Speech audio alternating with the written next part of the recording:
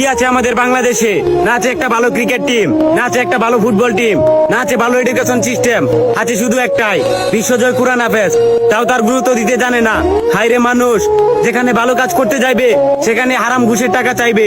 দিনরাত পরিশ্রম করে একটা মেধাবী স্টুডেন্ট তার মা বাবার মাথার ঘাম পায়ে ফেলার টাকা দিয়ে শিক্ষা অর্জন করে সিভি নিয়ে প্রত্যেকটা অফিসের পিছনে পিছনে ঘুরে, অথচ মোটা অঙ্কের টাকা না গুনতে পারলে চাকরি পাওয়া যায় না।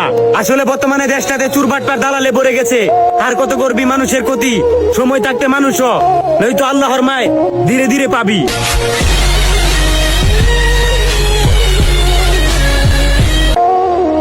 বাঁশের চেয়ে কঞ্চি বড়, ধানের চেয়ে বড় খই, নেতার চেয়ে চামচা বড়, তাহলে মানুষ বিচার পাবে কই?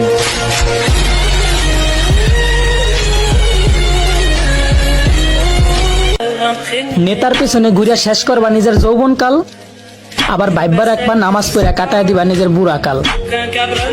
বলি বাপের কামাই খাইয়া নেতার চামচামি করা সাজে না, আর বুড়া কাল পর্যন্ত যে বাচ্চা থাকবা, আজরাইল তো আর তোমার দুলাভাই না।